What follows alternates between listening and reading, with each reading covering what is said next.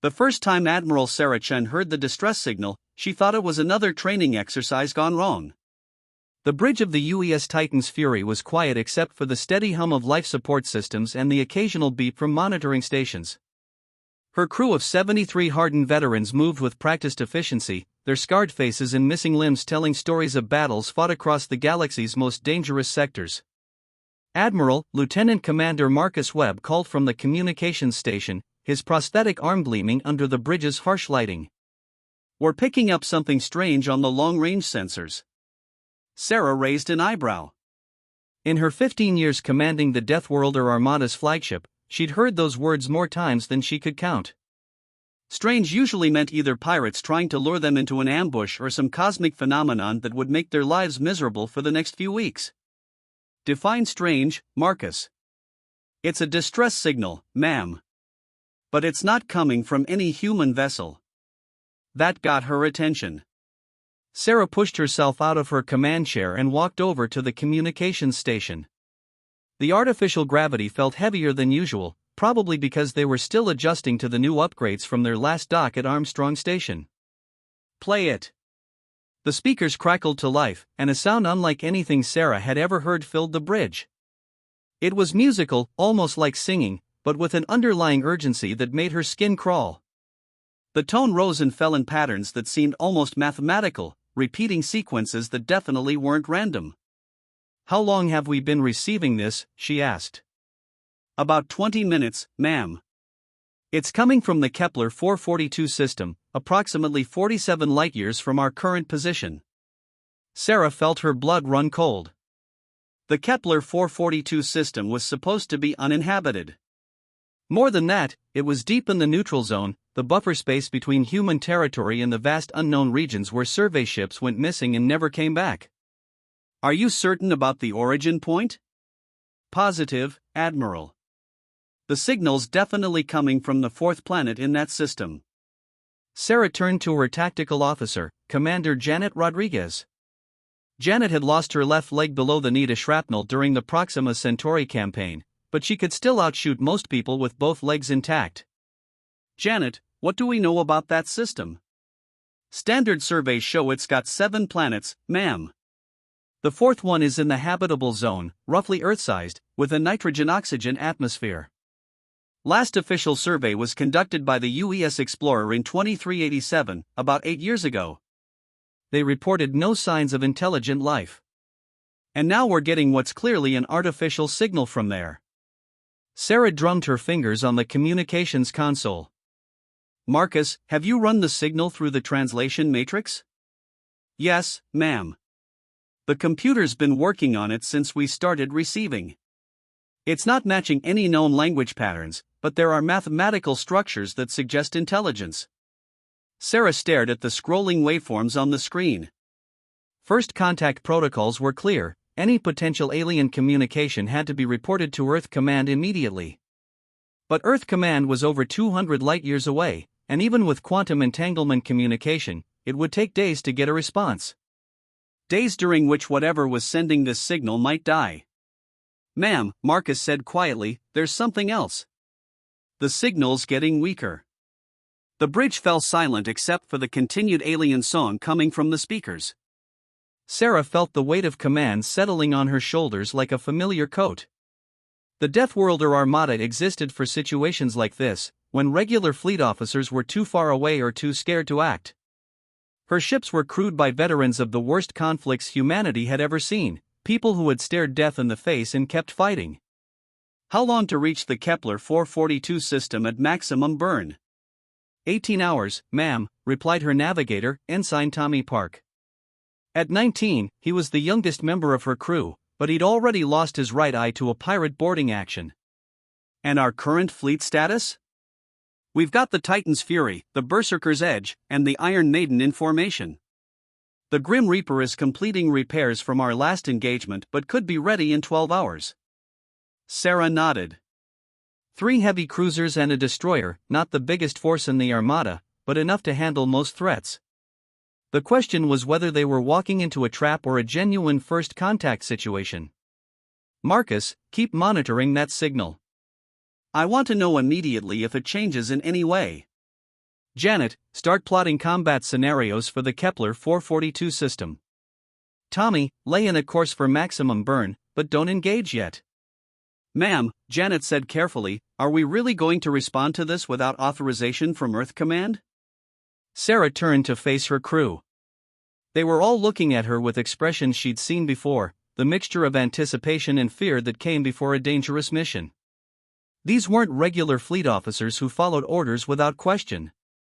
These were Deathworlders, people who had survived the worst that the galaxy could throw at them and kept fighting. Let me ask you something, she said. If that signal is genuine, and there's someone out there dying while we wait for bureaucrats on Earth to make a decision, how are we going to feel about that? The bridge was quiet for a long moment. Then Marcus spoke up. We've never backed down from a fight, Admiral. Don't see why we should start now. A chorus of agreement rose from the crew. Sarah felt a familiar warmth in her chest, the pride that came from commanding people who would follow her into hell itself. All right then. Tommy, engage maximum burn. All hands, prepare for potential combat operations. And someone wake up Captain Morrison on the Berserker's Edge. Tell him we're going hunting. The next 18 hours passed in a blur of activity. Sarah spent most of the time in her quarters, poring over every scrap of information they had about the Kepler 442 system. The more she read, the more questions she had. The system was old, older than Sol. Its star was a K-type dwarf, smaller and cooler than Earth's sun but much more stable. The fourth planet, designated Kepler 442b, had all the markers of a world that could support life. Liquid water, a protective magnetic field, and an atmosphere that wouldn't kill human explorers. But the 2387 survey had found no signs of civilization. No radio signals, no artificial structures, no evidence of agriculture or industry. Either the species sending the distress signal was very good at hiding, or something had happened to them in the past 8 years. Sarah was reviewing orbital mechanics data when her door chime sounded. Come in. Dr. Elena Vasquez entered, carrying a steaming cup of coffee and a tablet full of analysis data. Elena was the Armada's chief xenobiologist, a woman who had spent her career studying the few examples of alien life that humanity had discovered. Most of it had been microscopic, but she'd also been part of the team that analyzed the extinct civilization found on Kepler 438b. Admiral, I've been working on the translation matrix for the distress signal. Sarah gestured to the chair across from her desk. What have you found? It's fascinating. The signal has a mathematical structure that's clearly artificial, but it's not like any communication system we've encountered. It's more like music than language. Music? Think about it. Music is one of the few truly universal languages. Mathematical relationships between frequencies, harmonics, rhythm patterns, these are concepts that any intelligent species would understand. Elena activated her tablet, and the alien song filled Sarah's quarters. Hearing it again, Sarah could almost make out patterns in the rise and fall of the tones. I think I've identified what might be a distress marker, Elena continued. There's a recurring sequence that appears every 47 seconds. It's a mathematical series, specifically, prime numbers arranged in a Fibonacci sequence. That's pretty sophisticated for a cry for help. That's what makes me think this species is highly intelligent. They're not just screaming for help, they're demonstrating their mathematical knowledge to prove they're sentient. Sarah leaned back in her chair. Any idea what they're in distress about? That's where it gets interesting. There are other patterns in the signal, frequencies that correspond to various elements on the periodic table. Iron, carbon, silicon. But there's one element that keeps appearing in a different context. Which one? Uranium. Sarah felt her blood run cold. Uranium could mean nuclear power, but it could also mean nuclear weapons. Or worse, it could mean nuclear catastrophe. Elena, is there any way to tell if this is a natural disaster or something else? Not without more data. But Admiral, there's something else you need to know. The signal is definitely getting weaker. Based on the decay pattern, I estimate we have maybe 6 hours before it becomes too faint to detect. Sarah stood up and walked to the viewport that dominated one wall of her quarters. The stars looked the same as always, distant, cold, and utterly indifferent to human concerns. But somewhere out there, an alien species was dying. Thank you, Elena. Keep working on the translation. I want to know everything possible about this signal before we arrive. After Elena left, Sarah sat alone with her thoughts. First contact was the dream of every explorer, the moment that would change humanity's place in the universe forever. But first contact in the form of a distress signal meant that their first meeting with another intelligent species might also be their last. The intercom crackled to life. Admiral to the bridge. We're approaching the Kepler 442 system. Sarah grabbed her jacket and headed for the bridge. The next few hours would determine whether humanity gained a new ally or discovered a new threat. The bridge was alive with activity when Sarah arrived. Her crew worked with the focused intensity of people who knew their lives might depend on the next few decisions. Report, she ordered. We're 30 minutes out from the fourth planet, Tommy announced. The signal is still broadcasting, but it's definitely weaker than when we started. Long-range sensors are picking up something unusual, Janet added. There's a debris field in orbit around the planet. Sarah felt her heart sink. Natural debris or artificial? Both. It looks like there was some kind of orbital infrastructure, but it's been broken apart. Weapons fire? Can't tell yet. We need to get closer. Sarah nodded grimly. The situation was looking less like a natural disaster and more like a war zone. Any signs of active hostiles? Negative. Whatever happened here, it's over now. Captain Morrison on the Berserker's Edge is requesting permission to deploy combat drones for advanced reconnaissance, Marcus reported. Sarah considered the request. Standard procedure would be to approach cautiously, gathering intelligence before committing to any course of action. But standard procedure didn't account for dying aliens. Granted. But tell him to keep them stealthed. We don't know what we're walking into. The next 20 minutes felt like hours. Sarah watched the tactical display as Morrison's drones spread out through the system, their sensors painting a picture of devastation. The debris field was extensive, twisted metal that had once been space stations, the scattered remains of what looked like defensive platforms, and something that might have been ships. Admiral, Janet said quietly, I'm reading residual radiation signatures consistent with nuclear weapons. How recent? Based on the decay patterns, I'd say within the last 72 hours. Sarah closed her eyes. They were too late. Whatever battle had been fought here was already over. Ma'am, Marcus called out, I'm getting a stronger signal from the planet's surface. It's not the same as the distress signal, this one's more focused, more directed. At us? I think so. It started getting stronger as soon as we entered the system. Sarah felt the familiar tingle of adrenaline. Put it on speakers. The bridge filled with a different kind of music, slower, more melodic, with underlying harmonies that seemed to speak directly to the human soul. It was beautiful, but there was something desperate about it, like a dying singer's final performance. Elena's translation matrix is working on it, Marcus reported. But this one's different. More complex. Keep monitoring. Tommy, take us into orbit. Combat spacing with the other ships. Janet, I want full sensor sweeps of the planet's surface.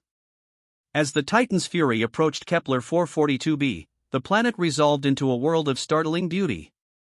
Vast oceans covered most of the surface, with continents that seemed to bloom with vegetation. Cloud formations swirled in patterns that looked almost artistic, and the polar ice caps gleamed like jewels against the darkness of space. But the orbital debris told a different story. As they got closer, Sarah could see that the wreckage wasn't random. It formed a rough sphere around the planet, as if someone had built a defensive shell that had been systematically destroyed. Ma'am, Janet said, I'm detecting massive ground-based installations on the primary continent. They look like cities. Active? Some of them. But there are also what appear to be crater fields. Large ones. Sarah's stomach tightened. Nuclear? That's what the radiation signatures suggest. The second musical signal was getting stronger, and Sarah could swear she heard something like words in it now. Elena's translation matrix was working overtime, matching patterns and building a linguistic framework from mathematical relationships. "Admiral," Marcus said suddenly, "I think I've got something. The computer is showing a partial translation." "Let's hear it." Marcus activated the speakers, and instead of the alien music, they heard a synthesized human voice speaking broken English. "Sky friends, help needed, dying time coming, please, understand, we are, small life, need, sky friends." The bridge fell silent. Sarah felt tears prick her eyes. The first words from an alien species, and they were asking for help that might have come too late. "Can we respond?" she asked. "I think so. The translation matrix works both ways. It can convert our speech into their musical language." Sarah took a deep breath. Whatever she said next would be humanity's first words to another intelligent species. "This is Admiral Sarah Chen of the human Deathworlder Armada. We received your distress signal and came to help. Can you tell us what happened to you?" Marcus worked his magic at the communications console, converting her words into the alien's musical language. The result was hauntingly beautiful, human speech transformed into something that sounded like a symphony. They waited. The seconds stretched into minutes. Then, finally, a response came through the speakers.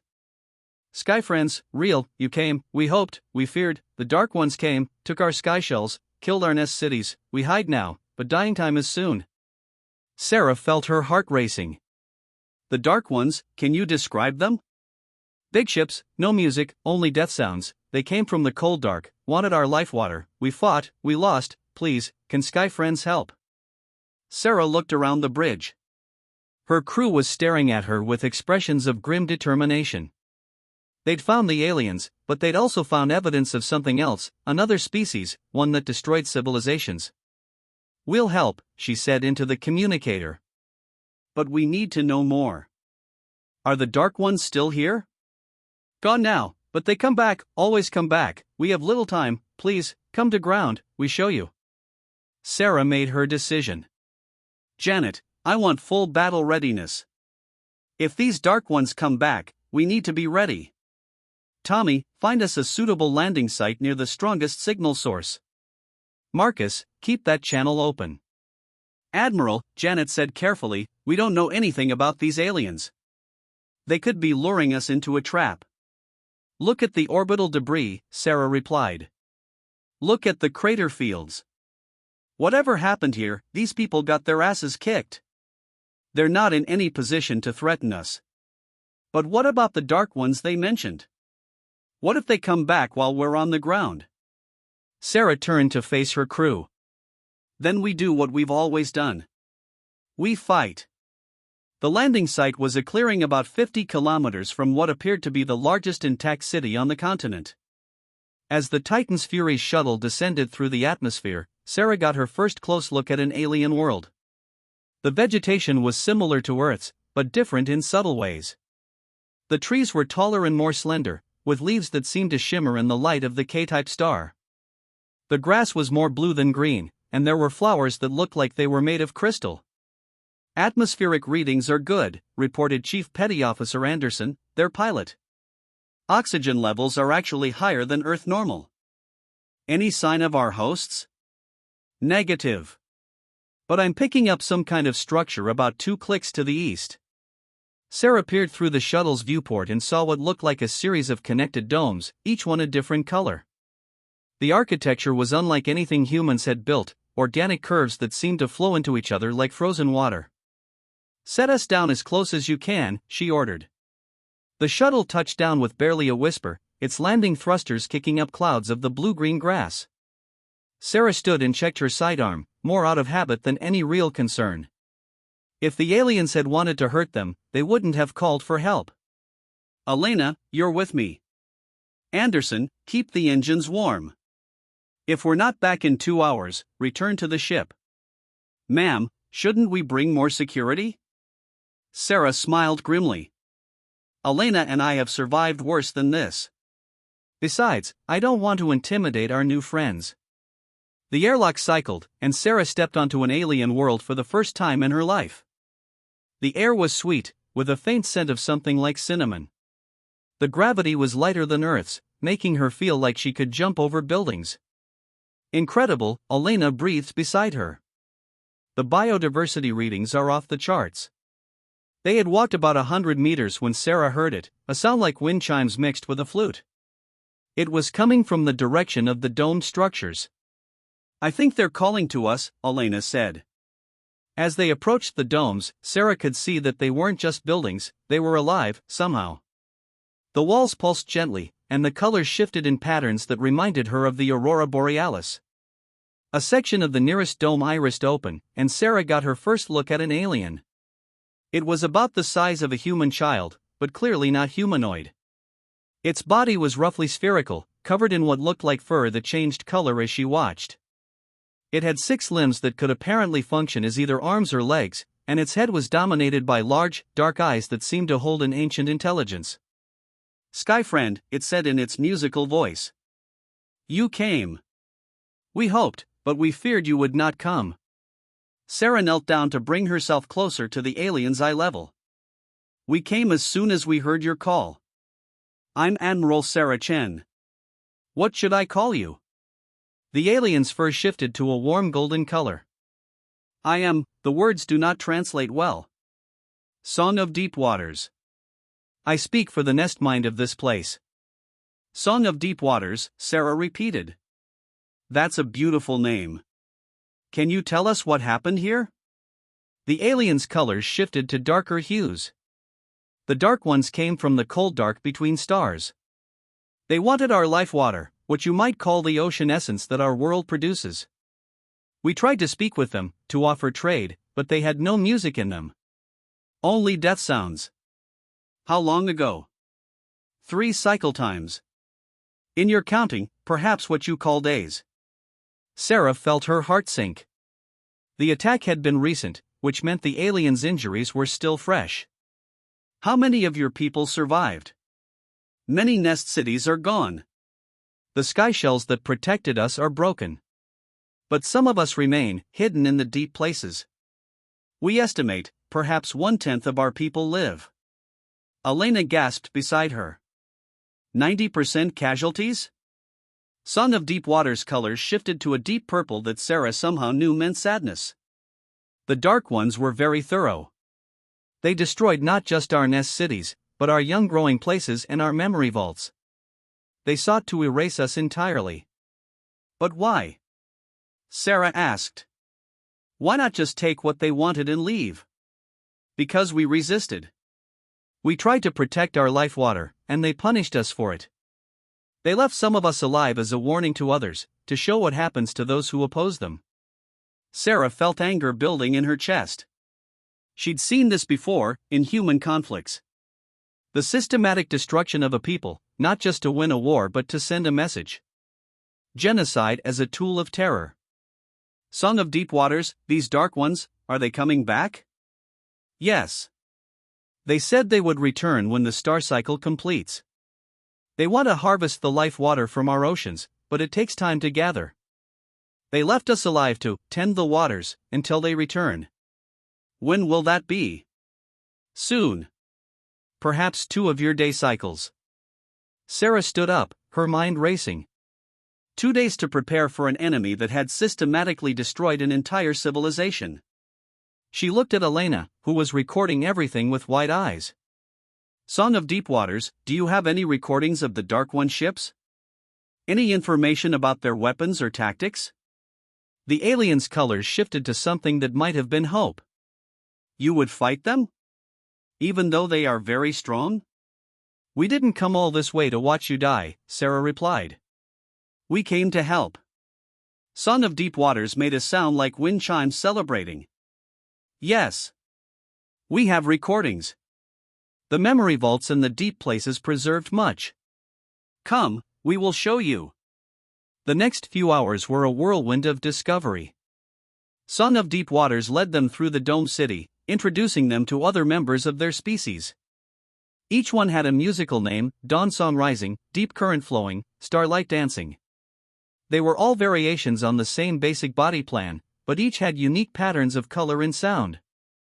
The aliens called themselves the Melodians, and their entire civilization was built around the concept of harmony. Their cities were living symphonies, their technology was based on resonance and vibration, and their very language was music. They were perhaps the most peaceful species Sarah had ever encountered, which made their near extinction all the more tragic. The memory vaults were hidden deep underground, protected by layers of living rock that responded to musical commands. When Song of Deep Waters sang a particular melody, the walls irised open to reveal chambers filled with what looked like crystalline formations. "These are our memories," Song of Deep Waters explained. "Each crystal holds the experiences of our people. Here, this one contains the recordings of the Dark One's attack." Elena approached one of the crystals, her instruments already scanning it. "Admiral, this is incredible. It's like a living computer, but based on quantum resonance rather than electronics." Song of Deep Waters touched the crystal, and suddenly the chamber filled with images. Sarah found herself watching the attack from the Melodian's perspective, and what she saw made her blood run cold. The Dark One's ships were unlike anything in human databases. They were massive, angular constructions that seemed to absorb light rather than reflect it. Their hulls were black as deep space, with no visible windows or other features. They moved with a predatory grace that reminded Sarah of sharks. But it was their weapons that truly horrified her. Instead of energy beams or missiles, they used some kind of sonic weapon that literally tore apart everything it touched. The Melodians' beautiful orbital habitats simply disintegrated under the assault, their crystalline structures shattering like glass. "Dear God," Elena whispered. "They're using harmonics as weapons." "What do you mean?"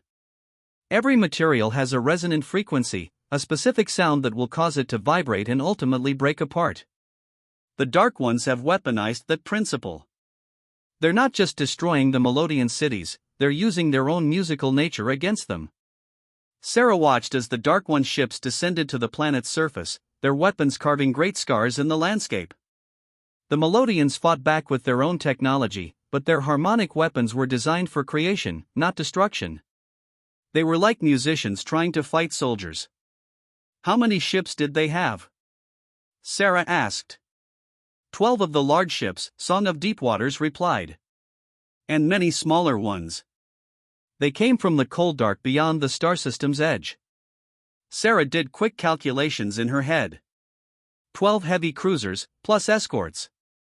Her 4 ships would be badly outnumbered, but they had advantages the Melodians didn't. Human ships were built for war, not harmony. "Song of Deep Waters, I need to return to my ship and prepare my people. But I promise you, we're not going to let the Dark Ones finish what they started." The aliens' colors shifted to something that might have been gratitude. "We will help however we can. Our knowledge of harmony and resonance might be useful to your warriors." Sarah nodded. "We'll take all the help we can get." The shuttle ride back to the Titan's Fury was quiet. Sarah spent the time reviewing the tactical data they'd gathered, while Elena worked on integrating the Melodians' memory crystals with their own computer systems. "Admiral," Elena said finally, "I think I know what the Dark Ones are after. The life water that Song of Deep Waters mentioned? It's not just water. It's a complex organic compound that seems to be unique to this world. Based on the molecular structure, it could be the most efficient energy source ever discovered. A single liter of this stuff could power a starship for years." Sarah felt a chill run down her spine. An energy source that valuable would be worth committing genocide for. That's not the worst part. If the Dark Ones are harvesting this compound from multiple worlds, they could be building a fleet that's virtually unstoppable. Unlimited energy means unlimited range, unlimited weapons power, unlimited everything. Then we stop them here. "Admiral, we've seen their ships. They destroyed an entire civilization in a matter of hours. We've got 4 ships against 12, and we don't even know what other advantages they might have." Sarah looked out the shuttle's viewport at the alien world below. Beautiful, peaceful, and dying. "Elena, do you know what the definition of a Deathworlder is?" Someone who survives on a world that should have killed them? Someone who refuses to accept that a fight is hopeless. The Dark Ones picked the wrong species to genocide, and they picked the wrong time to do it.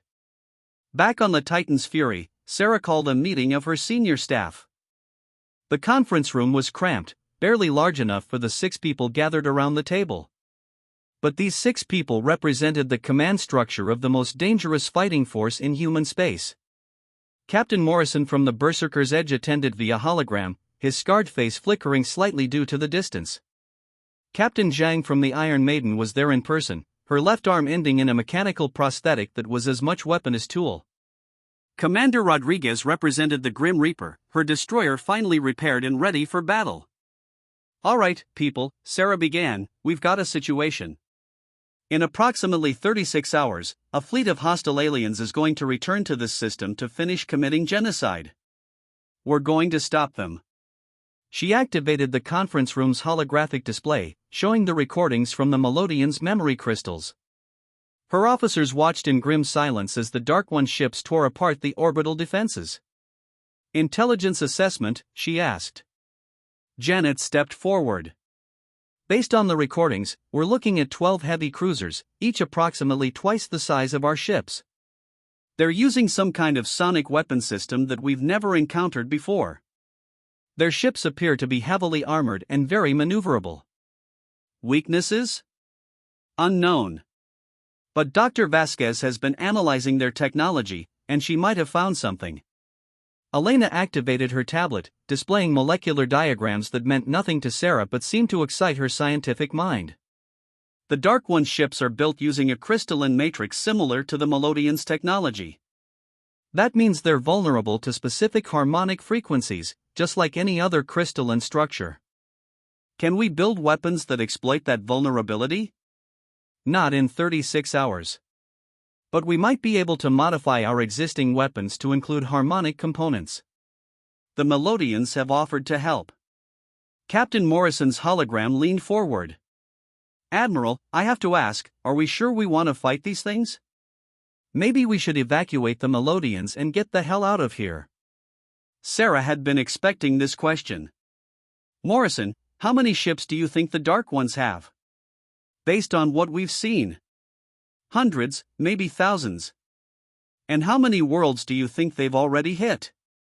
Morrison's expression grew grim. "Unknown, but if they're this organized." "Exactly. This isn't just about saving the Melodians. This is about stopping a threat that could eventually reach human space. And if we run now, we lose our best chance to study their technology and figure out how to fight them." Captain Zhang spoke up. "What's the battle plan?" Sarah smiled grimly.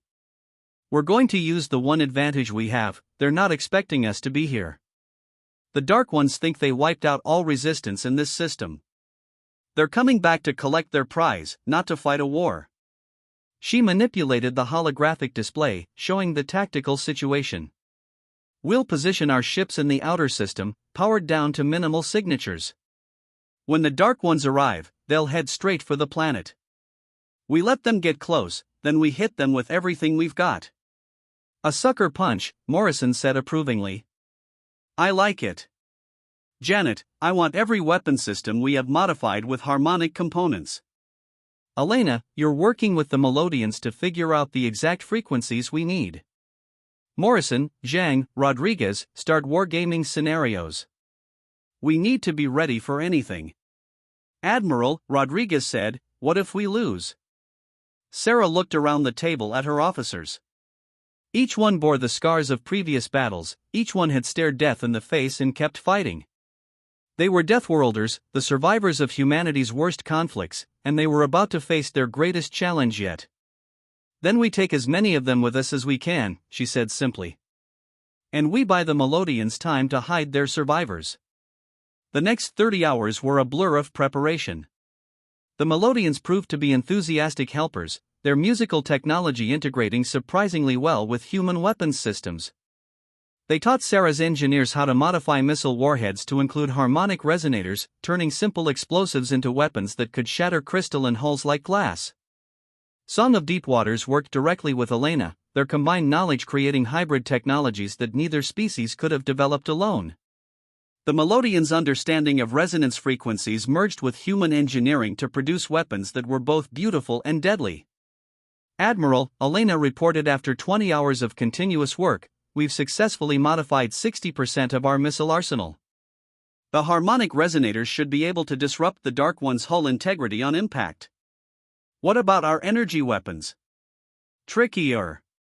We can't modify the pulse cannons without completely rebuilding them. But we've installed harmonic emitters throughout the ship. If we can get close enough, we might be able to use them like the Melodians' original weapons. Sarah nodded grimly.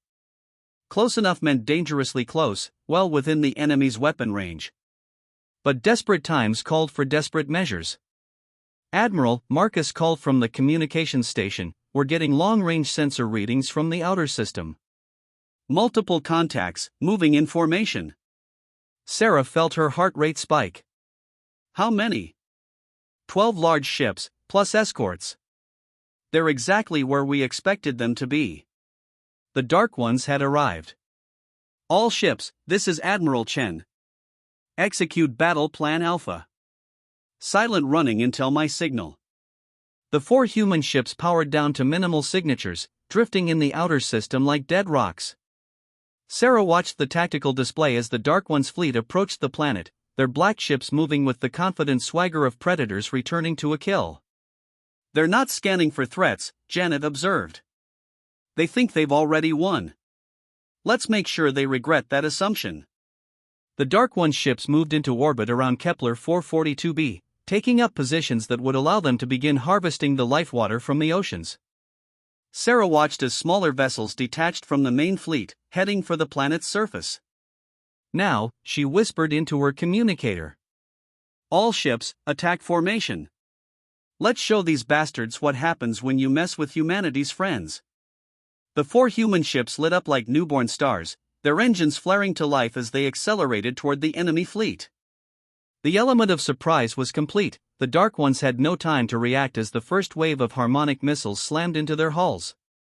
The effect was spectacular. The Dark One's ships, which had seemed so invulnerable against the Melodians' weapons, began to crack and shatter like glass sculptures hit by hammers. 3 of the 12 heavy cruisers were destroyed.